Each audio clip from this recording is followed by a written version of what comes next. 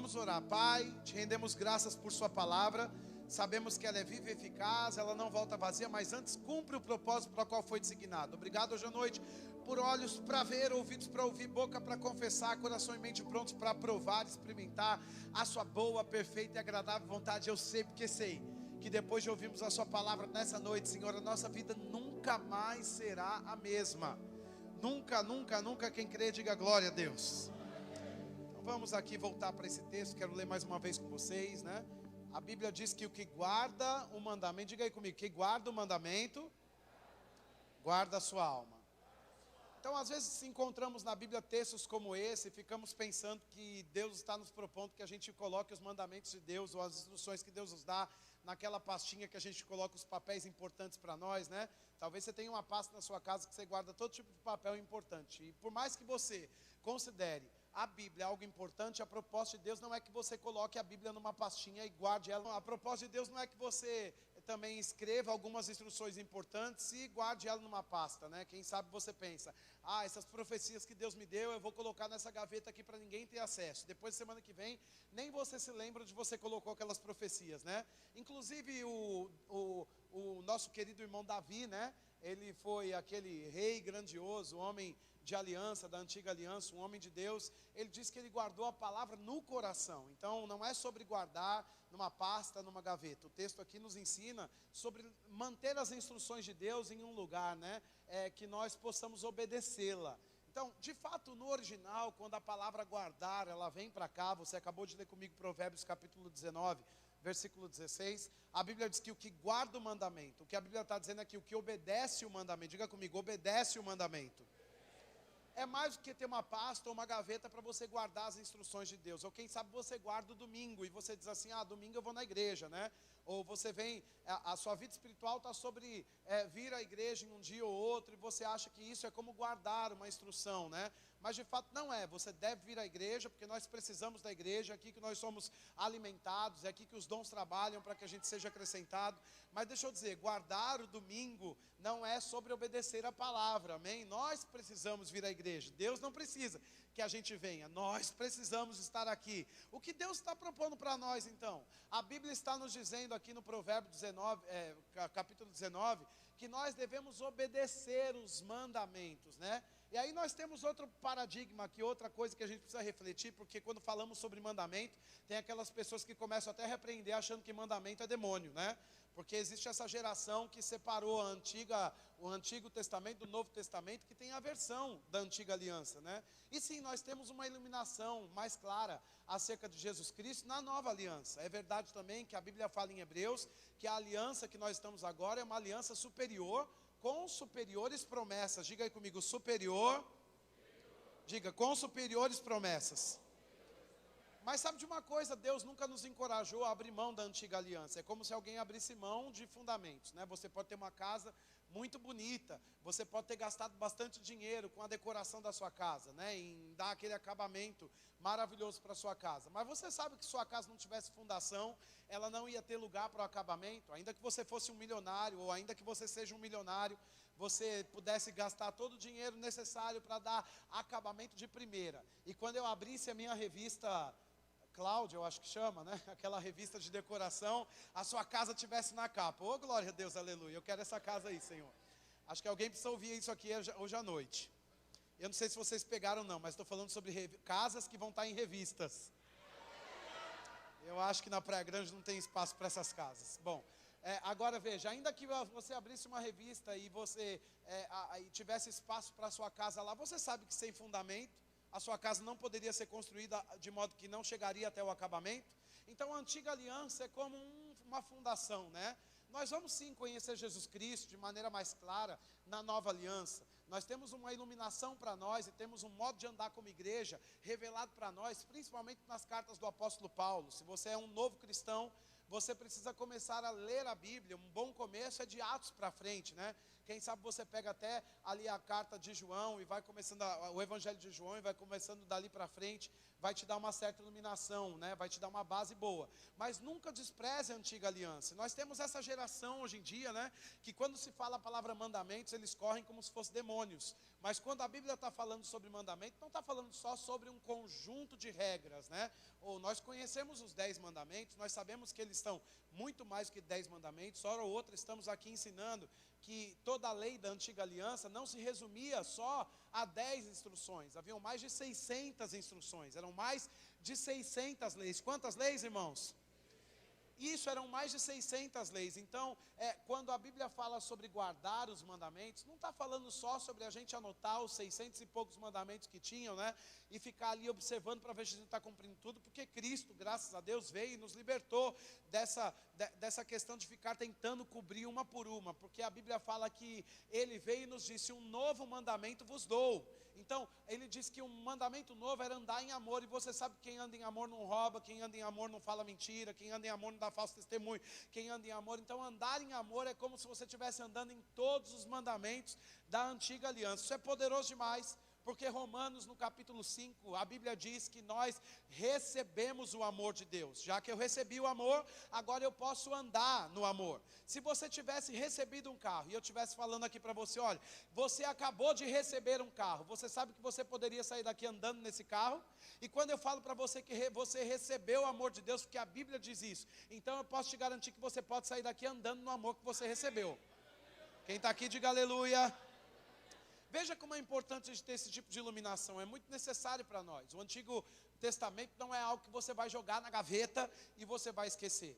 A propósito, tem muita aliança no Antigo Testamento que é perpétua, né? E nós temos que entender, separar, conseguir compreender o que são coisas que cabiam só a Israel, o que são coisas que são alianças que foram estabelecidas para serem cumpridas de modo perpétuo, até que Jesus volte, né? E o que são coisas que ainda estão perdurando para nós como igreja. Então nós vamos ter que andar nesses aspectos que foram entregues para nós também.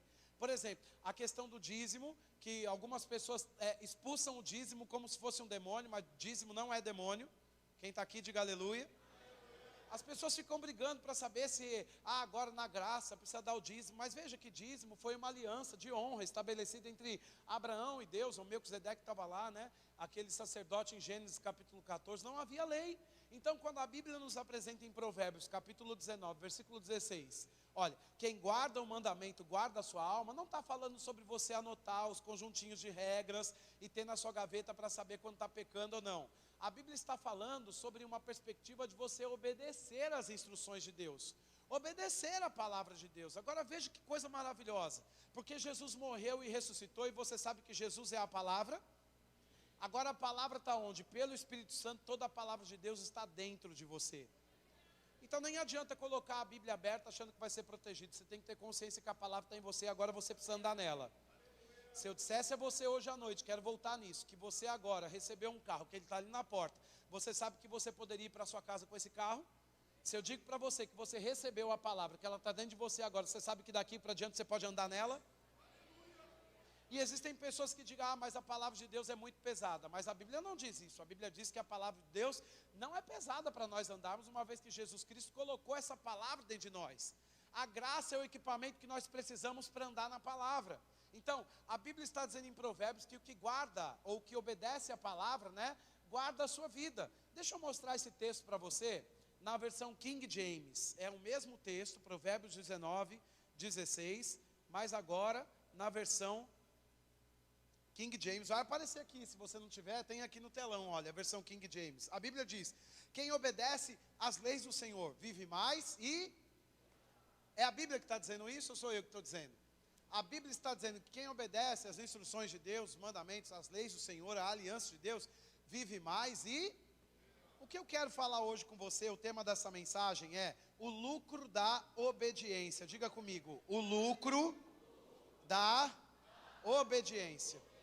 né? Então, às vezes, nós estamos achando que essa questão de sermos cristãos, de irmos à igreja, de termos a palavra, é uma coisa que nos leva a um lugar um pouco desconfortável. Até porque é muito bom sentarmos numa igreja domingo à noite, recebermos uma palavra que vai nos animar. Mas quando o quesito é nos levar para um lugar de confronto, onde nós vamos precisar obedecer à instrução de Deus. Nem sempre a instrução que chega de Deus para nós é uma instrução que vai nos deixar bem confortáveis. Não, tem coisas que eu e você precisamos entregar a Deus. Por exemplo, você se lembra que Abraão entregou a Deus o seu filho Isaque? Você acha que foi confortável para ele imolar o cordeiro, ou separar a lenha, pegar o cutelo e subir ao monte com seu filho? Claro que não. Quem é de nós aqui acharia essa situação uma situação bastante confortável? Nem um pouco confortável. Então tem coisas que Deus pode pedir para você que não são coisas confortáveis. Isso não significa que é o diabo pedindo para você, né? Ei, existem códigos divinos, instruções de Deus para nós que vão nos tirar do que é confortável e não para provocar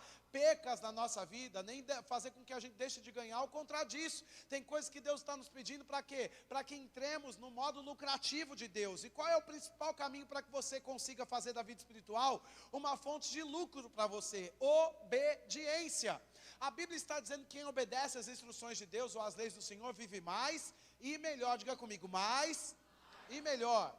Você se lembra daquela promessa que o Senhor fez, e ela tem sido dita também por toda a Bíblia, né? Em algumas ocasiões, se não me engano, 2 ocasiões, a Bíblia fala sobre o filho que honra pai e mãe, e quando o filho honra pai e mãe, o que o Deus vai fazer? Ele vai prolongar os dias desse filho na terra.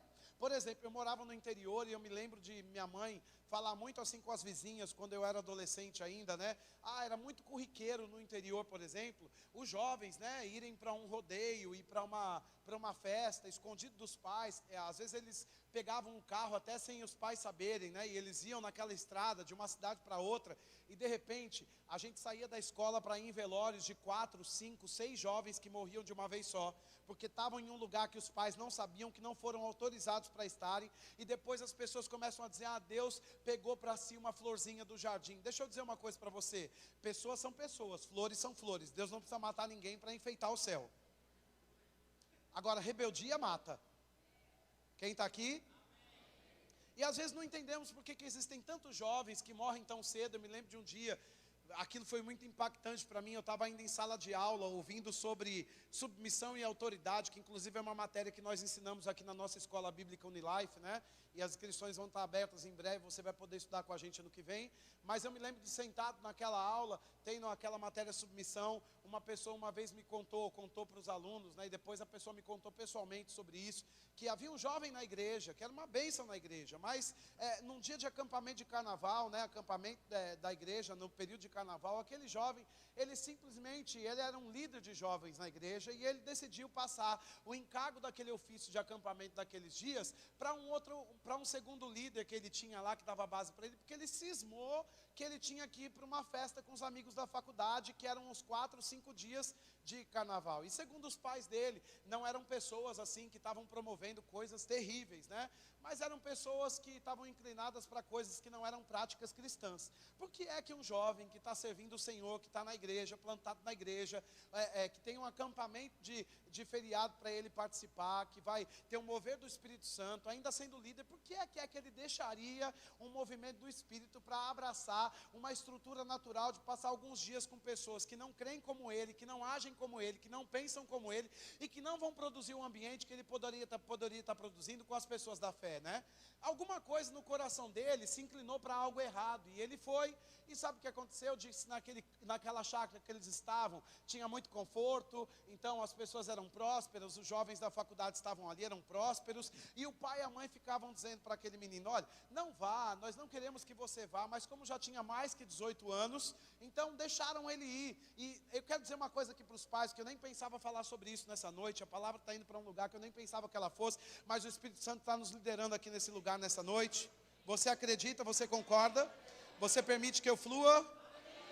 Então, eu não sei, às vezes existem pais que são muito permissivos porque o filho fez 18 anos, mas se o código da sua casa não combina com aquilo que seu filho está fazendo, não deixa ele fazer. Se ele mora na sua casa ainda, coloque a cinta na mão e dê uma cintada, mas não deixa ele fazer. Porque é melhor com que ele chore agora e te odeie agora do que você chorar no caixão. Quem está aqui? Os nossos filhos não vão morrer. Eles vão viver e vão cumprir o plano do Senhor. Diga aí comigo, meu filho não morre. Ele vai viver e vai cumprir o plano de Deus.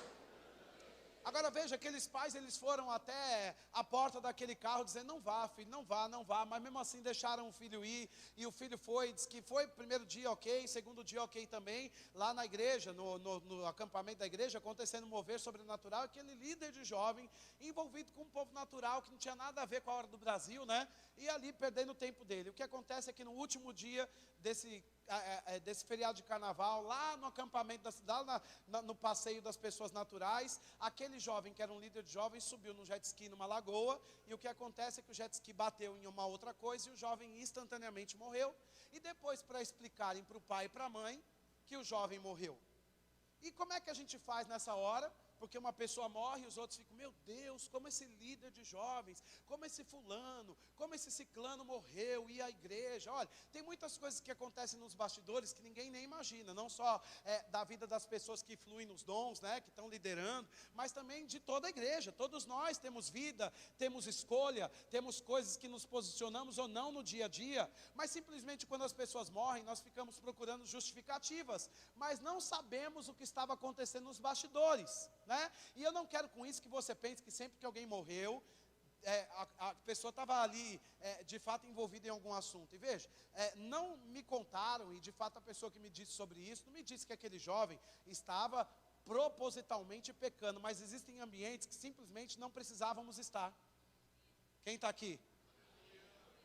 Né? Que estamos expostos. Você sabe que o diabo, ele tinha aqueles outros amigos da faculdade na mão, mas não tinha aquele líder de jovens. Quem sabe aquele líder de jovens fosse um novo Reinhard Bunk para a sua geração, fosse um novo Kenneth Reagan para a sua geração, fosse um novo Samuel para a sua geração, fosse um novo Elias para a sua geração. E o diabo, ele veio para quê? João 10:10, se não para roubar, matar. De quem ele está atrás para roubar, matar e destruir? De nós. Ele não fica com medo nessa noite, mas o diabo quer te matar. Ela disse aleluia porque ela crê na vida de Deus. E ela sabe que o plano do diabo é querer matar, e ela está blindada. Quem está mais blindado aqui?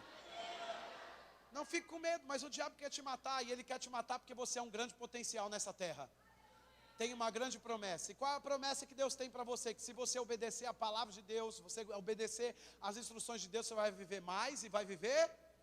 Então existem muitas pessoas que adiam a sua vida, e se você abrir esses livros que a gente indica aqui, você vai ver, por exemplo, o irmão Reagan contando muitos episódios de pregadores da fé, que deixaram a palavra, a instrução, deixaram de serem obedientes ao Senhor e à palavra, né, em algum momento da sua vida, porque se inclinaram para fazer o que queriam, e até no ministério, nós precisamos seguir as direções do Espírito Santo.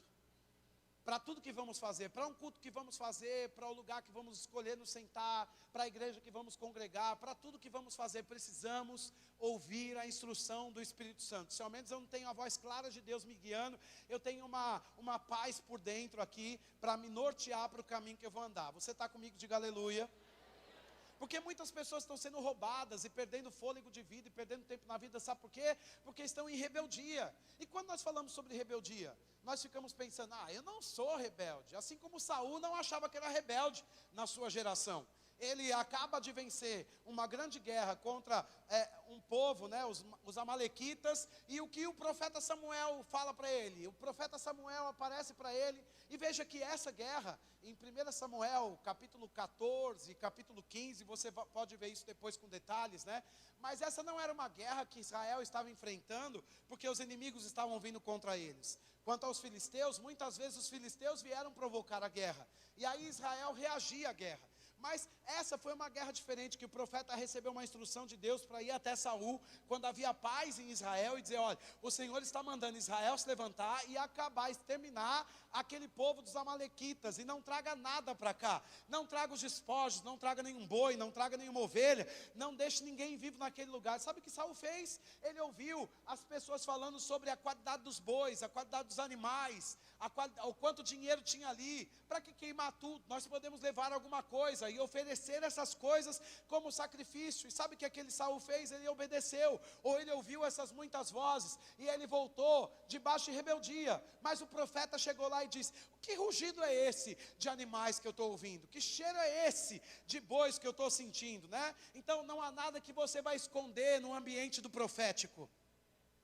Tem pessoas que elas perderam o temor, porque elas acham que elas vão pecar, fazer as coisas erradas, e ninguém vai saber. E deixa eu dizer, o fato de ninguém colocar o dedo na sua cara, não é que ninguém sabe, é porque o protocolo para a gente agir nos últimos dias, é amando, é animando, é puxando você do buraco que você se enfiou e trazendo você para cá. Ok? Mas nós sabemos, aleluia. Oh, glória a Deus. E Samuel chegou lá e Saul falou: olha, não tinha nexo. E tem coisas que Deus vai pedir para nós que aparentemente parece que não tem nexo. Mas se Deus pediu, cidadão, pelo amor de Deus, obedeça exatamente a instrução que Deus deu a você. Não importa o caminho, não importa o tempo, não importa quanto caro ser, ou não importa o preço que você vai pagar. Obedeça tão somente a instrução que Deus deu a você. A Bíblia diz que quem guarda a instrução de Deus vive mais e vive melhor. Samuel chega diante de Saul e Saul diz: mas profeta, nós precisávamos entregar uma boa oferta ao Senhor. Mas Samuel vira para ele e fala assim: você não sabe que é melhor obedecer do que sacrificar? Porque o pecado de rebeldia é igual de feitiçaria.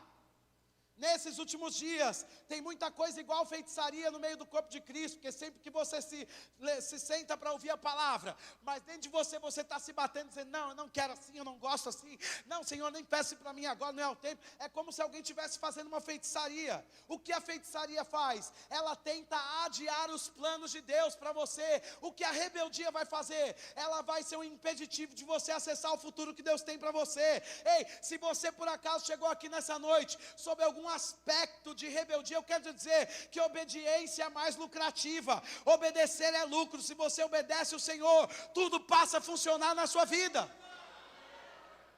Sabe de uma coisa, irmãos? Quando Deus me chamou para pastorear essa igreja, eu não queria, minha esposa não queria, nós não queríamos de jeito nenhum. Eu pensava que eu tinha coisas para fazer superiores a essa. Eu não queria, não pela posição pastoral. Eu sempre achei um lugar de honra, mas eu não me enquadrava nessa história. Eu não achava que eu era capaz de fazer isso, mas o Senhor me deu uma instrução. Eu estava numa cidade no interior do Rio de Janeiro, chamada Volta Redonda. Eu estava ministrando com a nossa equipe de música. A gente tinha CD gravado e galgando a nossa carreira com CDs cristãos e ministrando nas igrejas. Mas naquela madrugada, dormindo na casa de um dos pastores daquela igreja, o Senhor apareceu para mim, e eu já estava ouvindo o meu pastor me chamar e dizer: assuma essa igreja, eu não vou ficar aqui, mas essa igreja é para você, nós abrimos essa igreja para você e para Chile pastorear, assuma essa igreja. Eu dizia: não quero saber disso, só somos em 20 pessoas, cada um procura uma igreja, tem mais do que 20 nessa cidade, e cada um vai ser feliz do jeito que quiser. Ele dizia: não, essa igreja é para você. Mas em determinado dia, o Senhor apareceu para mim num sonho, e de fato eu não via a face do Senhor, eu não vi o rosto dele, mas eu vi uma mão e um martelo. E sabe o que a mão e o martelo fizeram? Quebraram todinho os meus CDs. E o Senhor me diz: se o que você quer não é a minha instrução, eu não vou te dar o sucesso pessoal. E eu abri mão daquilo tudo, e eu disse sim ao meu pastor, e havia muitas coisas para serem resolvidas na minha vida pessoal, lugares em que áreas da minha vida que eu encontrava resistência, que eu não estava conseguindo avançar, sonhos e desejos no meu coração que eu não conseguia nunca, ainda que eu trabalhasse muito, ainda que eu fizesse muita coisa, eu não conseguia viver a manifestação desses sonhos, né? Coisas que nós precisávamos pôr em ordem, como qualquer outra pessoa. Mas quando eu disse sim ao Senhor, as coisas passaram a cooperar para o meu bem. Tem muita coisa na vida de muito crente que não está cooperando para o bem. Sabe por quê? Porque você disse não a Deus. Porque na hora que você disser sim ao Senhor, você vai viver mais e vai viver melhor. E sabe de uma coisa, irmãos? Naqueles dias eu achava que vivia bem, mas não se compara como eu vivo hoje, que eu vivo muito mais e vivo muito melhor. O seu futuro depende do seu sim ao Senhor. Se você disser sim ao Senhor hoje, Deus também está liberando aquelas coisas que Satanás estava segurando. Não é que Deus está liberando, mas existe uma graça em você para acessar o que antes você não conseguia acessar, porque o sim combina com você nessa estação. Aleluia, né? Então, a Bíblia está nos dizendo que quem guarda as leis vive mais e vive melhor. Veja comigo Filipenses capítulo 1, versículo 21. Diga, obediência é lucrativa. Não, todo mundo diga, obediência é lucrativa. Isso, Filipenses capítulo 1, versículo 21. E sabe de uma coisa, irmãos? 10 anos se passaram. E eu estou vivo, não morri, olha que coisa boa. Se eu tivesse dito não ao Senhor, quem sabe eu não estaria aqui para contar essa história para você. Nem na cadeira sentado para dizer, irmão, você não sabe. Eu disse não ao Senhor, olha, está tudo bem comigo. Eu nem estaria aqui. Quem sabe eu já teria morrido. Porque em 2017 tentaram me matar. E sabe por que não me mataram? Porque eu disse sim ao Senhor. E nenhum bandido pode me matar, porque eu tenho um plano para cobrir nessa terra. E nenhum avião pode cair comigo, porque eu tenho um plano para cobrir nessa terra. E nenhum acidente pode acontecer, nenhuma enfermidade pode me parar, porque eu tenho um plano para cobrir nessa terra. Agora experimenta sair do plano de Deus, você vai ver o que o diabo vai fazer com você. Agora veja, Filipenses capítulo 1, versículo 21. A Bíblia diz, porquanto para mim, o viver é Cristo e o morrer é... Claro que nós não queremos ter essa questão de, a vida não tem valor. Não era isso que Paulo estava dizendo, que a vida não tem valor nenhum. O que ele estava dizendo é que quando ele submeteu a Deus, entregou a sua vida ao Senhor, ele encontrou lucro até no final da história. Porque para muitas pessoas a morte é uma coisa terrível, mas quando você morre no Senhor, tendo cumprido a sua carreira aqui nessa terra, nem a morte é despesa, ou nem a morte é problema, nem a morte é um desperdício, porque quando você partir para o Senhor, você não vai ter morrido, de fato você tem uma vida eterna. Quando um crente morre, a vida dele não acaba. Quem está aqui, diga aleluia. Porque se você estiver aqui quando Jesus voltar, seremos arrebatados. Se por acaso a gente, se Jesus demorar mais do que 120 anos para voltar, né? E a gente morrer, porque já passamos dessa idade de 120 anos, o que vai acontecer? Ou 80, ou 70, ou 50, quanto você quiser, viu? Eu estou falando de 120, mas tem gente que não quer. Fique à vontade para morrer quando você quiser. É porque Paulo também dizia, olha, eu queria partir agora, mas por causa de vocês eu vou ficar. Quem é que tem autoridade sobre a morte? O crente. Paulo dizia com a sua própria boca, que homem ousado é esse? Crente como você. O que ele tinha? O Espírito Santo você também tem. Ele dizia, olha, eu já trabalhei demais, já vivi muito aqui, eu podia partir para casa, partir para o Senhor, mas sabe de uma coisa? Por causa de vocês eu decido ficar. Paulo disse, eu decido ficar. E ele entrava em uma cidade, entrava em outra, era dado como morto, mas não morria. Por quê? Porque ele tinha decidido. Você sabe que até com um animal, por exemplo, você já deve ter vivido essa experiência, né? Às vezes você tem em casa, já teve na sua casa, um animal, um cachorrinho, um passarinho, um gatinho, que está ali sofrendo nos últimos dias, né? Mas enquanto você, como autoridade daquele animal, não libera aquele animal, ele não morre. Você já ouviu essa história de, por exemplo, às vezes um familiar ficou entubado, está em coma, ou está no hospital, e de repente ele melhora, a família vai lá e libera e a pessoa morre? Existe uma cadeia de autoridade que funciona sobre tudo que você está envolvido. Se na sua família, se com seus animais, né? Quando você decide entregar, você entregou.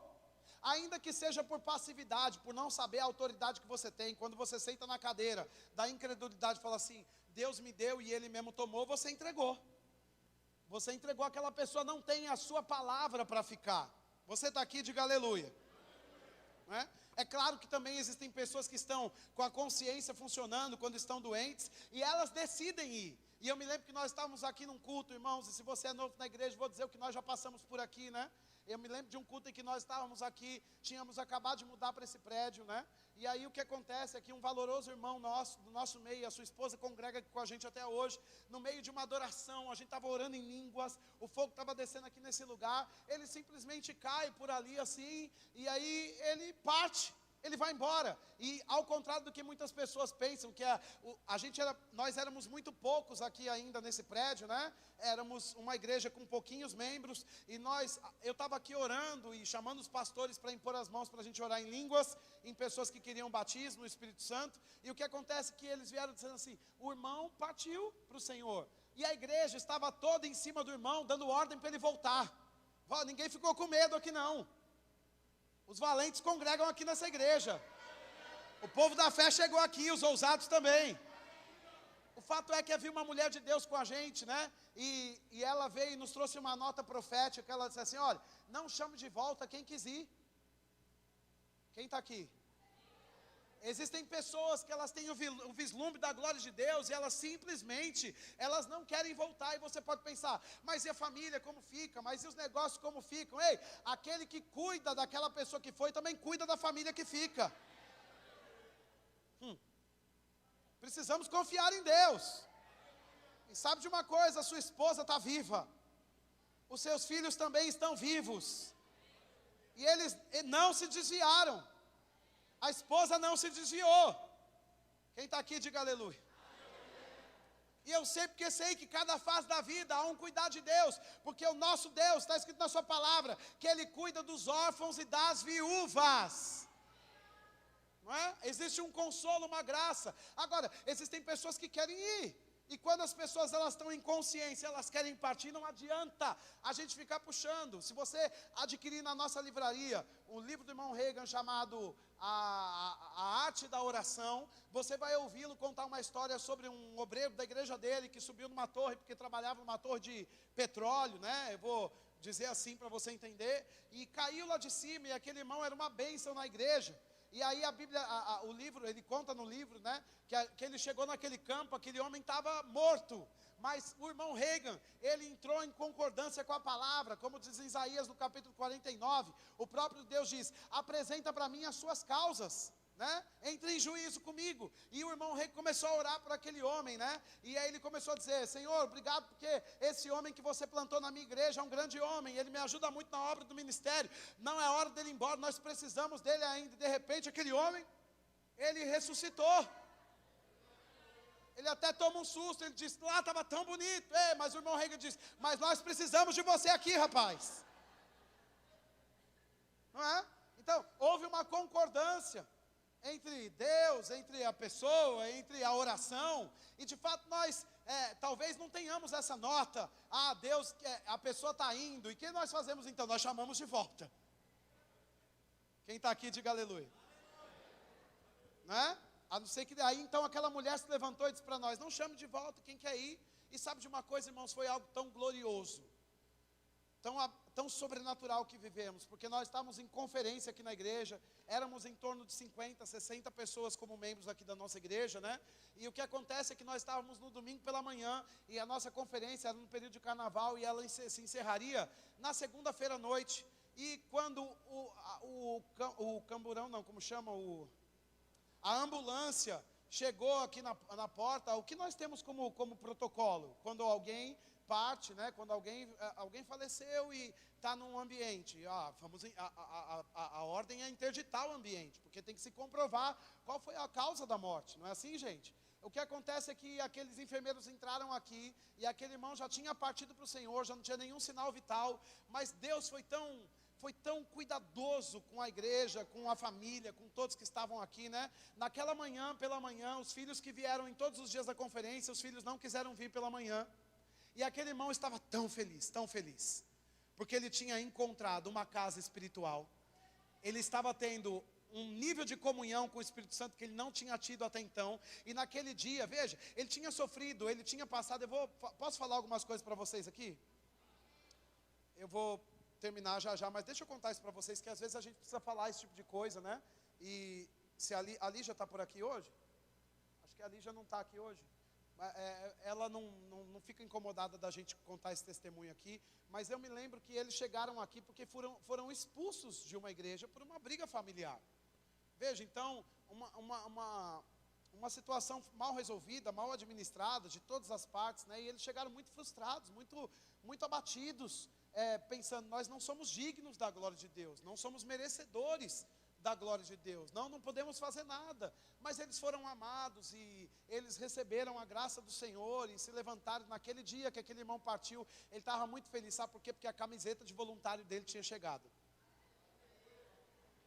Ele estava tão feliz, e a sua esposa disse para mim que ele veio naquele dia para a igreja dizendo: Senhor, eu estou tão feliz que nada vai ser superior à sua presença na minha vida. E ele estava se regozijando com o Senhor, né, naquela manhã. E ele dizia na sua oração vindo para cá: eu quero ver os céus abertos, a sua presença é o que me satisfaz. Ele estava nesse lugar de uma pessoa totalmente apaixonada pela presença de Deus. E o que acontece é que ele partiu em paz. E porque foi algo, o Senhor estava cuidando de tudo isso. Deus não planejou aquilo. Quem está aqui, diga aleluia. Não foi Deus que planejou aquilo, ok? De fato, o que aconteceu, ele estava com alguns problemas cardíacos e teve um problema no coração. Mas graças a Deus ele estava na igreja. Veja o cuidado de Deus. Ele não estava em casa com filhos pequenos. Ele estava no meio do povo de Deus, fazendo naquele dia o que ele mais queria fazer nos últimos tempos e não podia: adorar o Senhor. Às vezes as pessoas ficam assim chocadas: alguém morreu no púlpito. Tem lugar melhor, irmãos? Quem está aqui? Eu sei que ninguém aqui quer falar desse tipo de... Não tenha medo de morte. Eu não sei porque quando a gente fala de morte as pessoas ficam com medo. Não tenha medo de morte. E eu não vou morrer aqui no púlpito, fique tranquilo. Eu tenho um plano de Deus para cobrir. Oh, aleluia. Não é, pastor? Isso mesmo. Agora veja que coisa maravilhosa, né? Aí o SAMU levou e eles foram tão delicados. O Senhor agiu que não deram a causa morte dentro da igreja. Quando fomos ver os procedimentos, né? Aí por se tratar de um feriado, a cidade estava cheia, não conseguiram fazer o funeral no próprio domingo. Nós estávamos prontos como igreja para irmos todos para lá, ao invés de fazer o culto, né? Nós estávamos junto com aquela família, em concordância para consolá-los. E sabe o que aconteceu, irmãos? Naquele dia não pôde fazer nada. Então, domingo à noite, onde estava a igreja? E nós pensávamos assim: meu Deus, como vai ser fazer o culto nessa noite? Nós provamos de uma glória que não tínhamos provado ainda até então. O próprio Deus nos consolou nessa igreja e se moveu de modo sobrenatural. Só que na segunda nós tínhamos conferência, mas estávamos prontos para o funeral. Mas sabe o que aconteceu? A cidade, o hospital, não sei que órgão foi, não permitiu que a gente fizesse o funeral na segunda também. Sabe quando aconteceu o funeral daquele irmão querido e precioso? Na terça-feira. Veja o cuidado de Deus em todos os aspectos. Cuidou da família, porque logo no dia seguinte a família estava aqui na igreja, porque na segunda-feira à noite nós tivemos o culto também. A nossa conferência terminou e na terça-feira todos estávamos revestidos do poder de Deus, consolados pelo Espírito Santo, fomos lá fazer aquele funeral, né? E o Senhor nos consolou por todos esses dias. Veja que coisa. Alguns momentos eu descia do meu gabinete, sentava aqui na igreja e dizia: Senhor, como é que foi isso? Por que aquilo aconteceu? Como é que é essa história, Pai? E orava por essa família, por esses filhos e por essa irmã, e ficava levantando oração. E o Senhor me dizia: fique tranquilo quanto a isso, não fique tentando buscar explicações que você não pode entender agora. Mas eu me lembro, todos os dias quando eu apresentava aquela causa, eu me lembro que aquela mulher se levantou de um canto da igreja e foi para o outro: não chame de volta quem quis partir, quem quis ficar lá. Então, é possível que quando você encontrar a eternidade, você vai ter essa perspectiva, né? De conhecer a glória e de repente você tem até a oportunidade de voltar e você vai dizer: não, eu quero ficar. Mas pode ser que tenha alguém que diga, como Paulo, né? Eu podia ir, mas eu vou ficar. Eu quero voltar. Então, a Bíblia nos conta sobre ressurreições que aconteceram. Lázaro, por exemplo, foi ressuscitado. Diga comigo, foi ressuscitado. Você sabe que ele viveu muitos anos depois? Viveu na sua cidade, era um morto-vivo. Imagina a experiência de você ter um vizinho que morreu e ressuscitou. Não, e ele sentar para tomar café com você no dia seguinte. Não é uma viagem que ele foi fazer, ele morreu. Mas ele...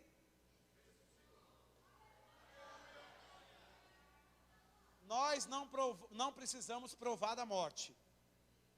Ok, nós vamos ter vida e vida em abundância, mas precisamos guardar os mandamentos, as instruções. Então, Filipenses 1:21, o que Paulo estava querendo dizer aqui? Ele está dizendo que se o diabo acha que morte é uma tragédia para o crente, perdeu. Porque se eu obedeço o Senhor, eu não morri. Eu entrei na vida eterna. Amém. E nós vamos, eu estava dizendo, quando eu falei esse texto, que se você estiver aqui, quando Jesus voltar, o que acontece? Vai ser arrebatado. Se a gente já tiver partido, nós vamos ser os primeiros a ressuscitar. Todo mundo vai ressuscitar. Nem pense, viu? Vou descansar em berço esplêndido. Isso não é Bíblia, isso aí é coisa o hino nacional brasileiro. E acho que não funciona, porque no Brasil ninguém fica deitado eternamente em berço esplêndido. Acho que é uma profecia para a gente ficar declarando, né? Em nome de Jesus. Agora veja, nós vamos trabalhar muito tempo, vamos ressuscitar para o trabalho.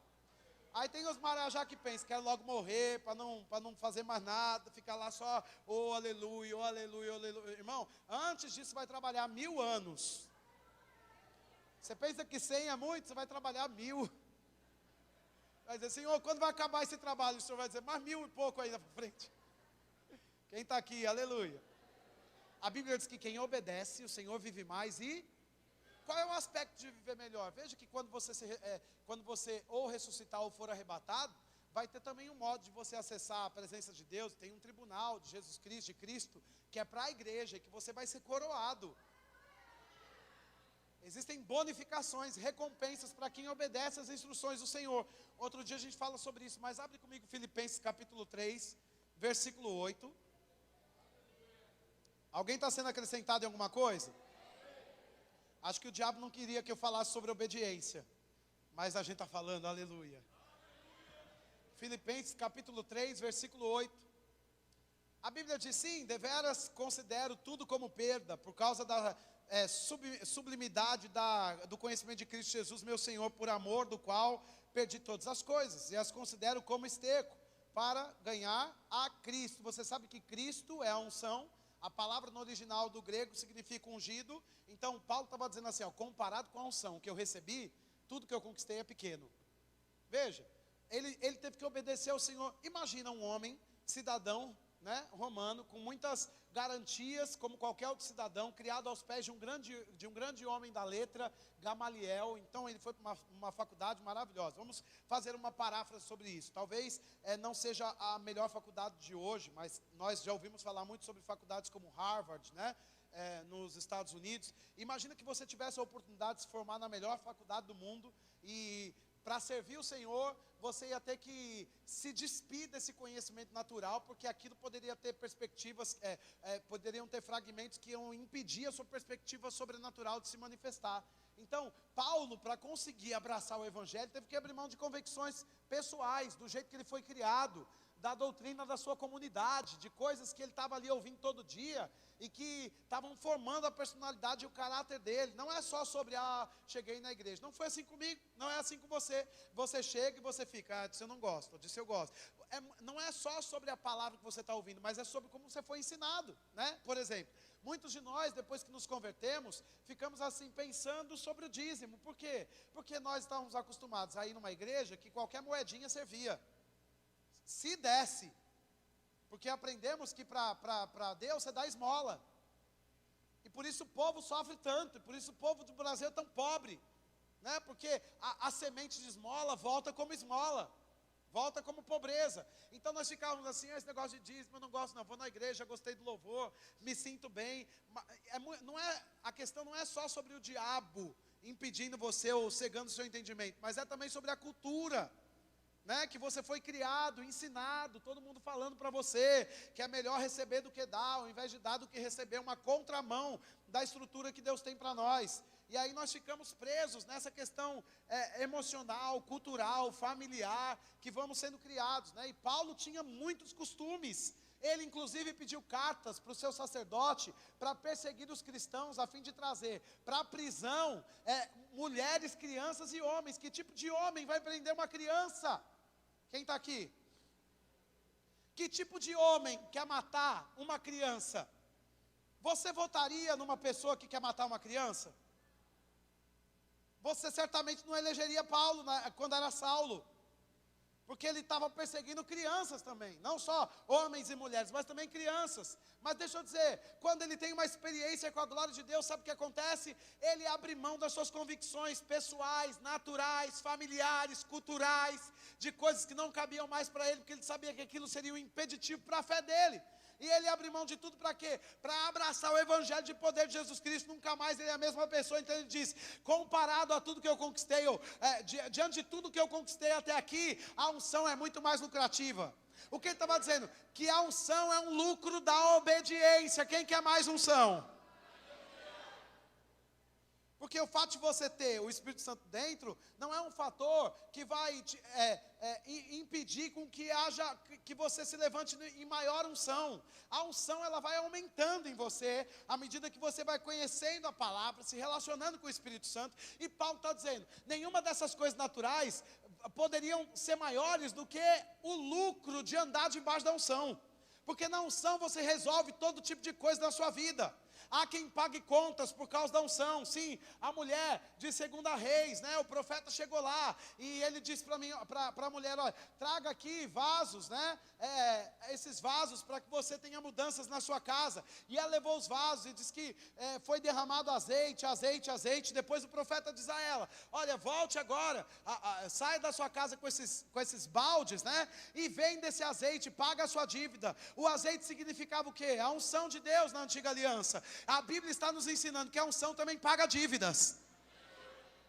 Não, 3 pessoas receberam isso. Porque talvez está fazendo muita força para pagar uma dívida. Aquela mulher tinha os 2 filhos sendo levados para a escravidão. Ela não tinha dinheiro nenhum para pagar nada. Mas a unção entrou em cena. O profético chegou na casa dela. E a unção pagou as dívidas dela. Mas sabe quando a unção aumentou? Quando ela obedeceu e trouxe os vasos. Que tipo de gente, no momento de crise financeira, vai ouvir uma direção dizendo assim, traga uns vasos. Não, preciso de dinheiro. Traga os banqueiros, traga o empréstimo. Não, traga os vasos vazios. Eu não tenho tempo para perder, estou com tanta dívida, eu vou perder tempo em igreja. Traga os vasos vazios. E nós vamos derramar o azeite aqui, e depois você vai e paga a sua dívida. Diga comigo, a obediência é lucrativa. Tem muitas pessoas que querem andar em maior unção, mas são rebeldes. Não se desfruta de uma unção maior em rebeldia. O diabo queria andar em uma unção maior, mas ele era o rebelde. Ao invés de subir, ele caiu. Tem coisas desses dias, e eu quero falar profeticamente para você, no nosso campo, na expansão, no reino de Deus, aqui na terra, nas igrejas, vou falar de modo claro, você vai ver muita coisa sendo chacoalhada. Em lideranças, em autoridades, em pessoas que operam nos dons, mas também em cristãos que estão com uma vida toda sentados no banco da igreja escondidos. As coisas não vão ficar do jeito que estão. Esses são dias que o Senhor está chacoalhando as coisas. E para você ficar de pé, guardado e suprido, vai precisar se envolver com a unção de Deus. Né? Que coisa é essa que não se consagra, que não ora, que não busca o Senhor? Ei, isso faz com que a unção abaixe. O Espírito Santo está dentro, mas a unção é o equipamento que vai fazer você fazer alguma coisa aqui fora. Assim, o Espírito Santo dentro é aquele fator principal para que você possa ser salvo. Agora existe uma unção para você fazer alguma coisa aqui fora. Depois que você foi salvo, que tipo de resultado você está tendo na sua vida? Porque para ter resultados na vida, precisa obedecer às instruções que vão aumentar a unção para nós. Ei, se você não consegue ouvir a palavra, comer a palavra, meditar a palavra e praticar a palavra, não pense que a unção vai aumentar, porque não vai. Para a unção aumentar precisa de obediência. Olha, que bom, Senhor, que eu tenho uma roupa, que bom que eu tenho uma casa, que bom que eu tenho um carro, mas nada disso me para. Isso não se compara à unção que tem de você para mim. Quando você é apegado à sua vida natural, de modo que isso impeça você de andar em unção maior, você parou. E tem muitas pessoas que abortaram o plano de Deus, porque se apegaram a um Isaac, é precioso, mas não é tudo. E nós precisamos abrir mão das coisas que o Senhor já falou que temos que abrir mão para quê? Para a unção aumentar, porque no dia que faltar comida, se tiver unção, a comida volta. No dia que faltar dinheiro, se tiver unção, o dinheiro volta também. No dia que você não se sentir tão ousado, se tiver unção, a ousadia volta também. Agora, sem unção, nada funciona. Por isso que há quem diga que unção e outros não, né? Precisamos da unção de Deus. Veja que coisa, nós precisamos ter essa consciência. Hoje nós estávamos começando o culto e simplesmente os meninos estavam ali aflitos, porque eles querem fazer o melhor serviço para a igreja, né? Te levar para um lugar onde eles se prepararam para que você vá em adoração, mas simplesmente o código, a senha não estava funcionando. estava tudo travado, estava tudo ligado, mas uma senha travou todo o acesso. E nessa hora o que nós fazemos? Confiamos na unção. Imagine, irmão, se Charles Finney, se você não sabe, só confia que eu vou falar que é verdade. Um grande evangelista de grandes avivamentos, né? Nascido em 1850 e pouco, e que andou lá na região dos Estados Unidos, em vários lugares dos Estados Unidos, pregando a palavra, em lugares do mundo também. Imagina que ele entrava numa igreja, não tinha microfone, não tinha ninguém cantar. A propósito, eu estava lendo a biografia desse homem outro dia, e diz, pastor Flávio, que Charles Finney foi num culto, chamaram ele para ministrar numa segunda-feira à tarde. Veja, segunda-feira à tarde é dia de fazer culto, gente, pelo amor de Deus. É que tinham crentes que parece que eles não estão mais presentes hoje. Porque até segunda eles queriam ir no culto. Hoje vai fazer um culto segunda, ninguém vai. Segunda-feira já fui domingo, para que culto segunda? Deus não precisa de você no culto, você precisa de Deus no culto. E a manifestação da glória. Aí veja, diz que ele foi chamado, ele estava ministrando domingo, pastor Érica, pela manhã, ministrou 3 cultos pela manhã numa cidade em que a glória de Deus não se manifestava, não tinha nenhuma igreja. Ele foi ministrar no quintal de uma escola, não tinha nenhuma igreja. Aí disse que na segunda-feira, os homens que estavam naquela reunião de domingo chamaram assim: você precisa ir para o nosso condado, para a nossa cidade, uma cidadezinha pequenininha, aqui na região, e nós não temos ninguém fazendo culto lá, pelo amor de Deus, nos ajuda, né? E diz que ele chega naquela igreja, e tem uns irmãos arranhando um violão, e o negócio estava tão ruim, Maiara, estava tão ruim o louvor, que diz que Charles Finney, ele coloca a mão nas orelhas, e os cotovelos nos joelhos, e ele fica chacoalhando, porque não estava aguentando a falta de afinação, e o louvor horrível que aqueles homens estavam produzindo. Estavam sem unção nenhuma, né? Então ele fica assim desesperado, tinha nada cooperando para que ele ministrasse a palavra, e ele se jogou no chão, clamando a Deus, dizendo: Senhor, não aguento essa gente tocando, aqui não tem nada acontecendo, me dá uma palavra, pelo amor de Deus, porque esse povo. E ele se levanta, e ele começa a falar sobre Sodoma, e a intercessão de Abraão por Ló, e tinha um homem, diga comigo, um homem só, Eloane. Ele estava naquela reunião de domingo à noite, de domingo de manhã, né, ali perto de Nova York, que Charles Finney estava pregando, e aquele homem que convidou Charles Finney falou: segunda-feira à tarde, pelo amor de Deus, vá para a minha cidadezinha, não tem ninguém fazendo culto lá. Ele não sabia, o ambiente estava todo fechado, ele nem perguntou o nome do homem. Ele estava naquele ambiente que nada estava cooperando, mas ele estava ungido, e tinha consciência da unção para fazer alguma coisa naquele culto, né? Aí o que acontece? Ele começou a falar sobre Abraão e Ló, e sobre a intercessão de Abraão por Ló, e começou a falar sobre aquela perspectiva que Deus olhava Sodoma, Natália, sabe aquela coisa que era Sodoma, quando você olha sobre a história de Sodoma, e as pessoas começaram a gritar, e haviam algumas pessoas, centenas de pessoas ali, e começaram a gritar, e ele disse: meu Deus, o que está acontecendo aqui, que o povo está gritando? Ele não sabia, mas o homem que conduziu, ou que preparou aquela reunião naquela tarde de segunda-feira, se chamava Ló. E aquela cidade, ela era apelidada de Sodoma, tamanha imoralidade. Veja, quem está aqui? E ele estava como um Abraão, entrando naquela causa de intercessão. E aquelas pessoas se converteram, todas. E no final daquela reunião não tinha nenhum homem de pé naquele lugar. Todos estavam no chão. Nem tinha louvor tocando. A propósito, tinha que parar o louvor, de tão ruim que era.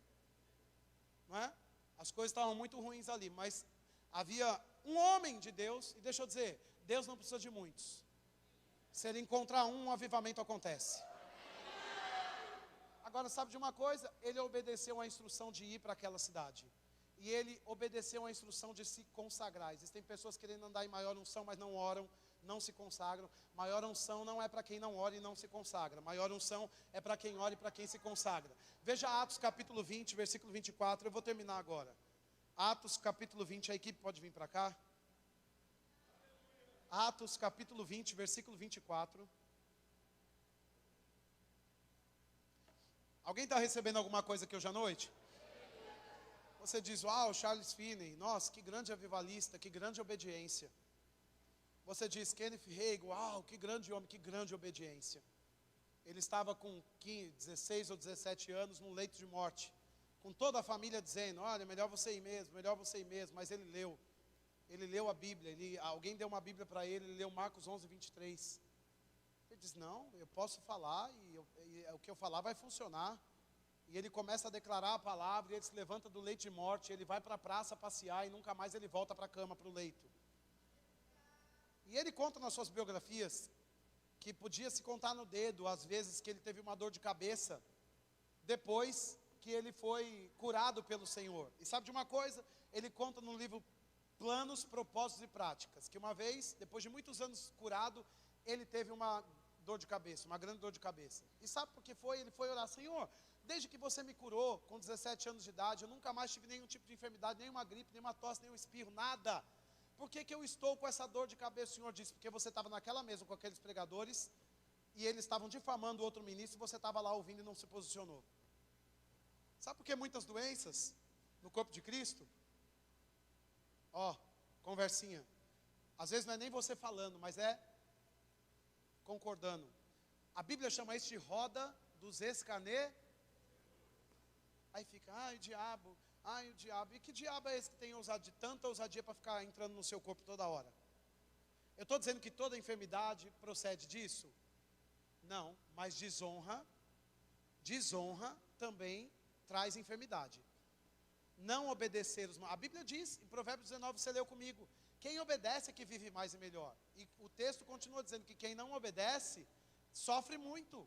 Então, obediência não é uma pauta de desespero para os cristãos. Agora vamos ouvir sobre submissão e vamos ficar desesperados, porque tudo isso aí que Deus está falando é muito difícil para nós. Não. Obediência é um chamado para uma vida lucrativa.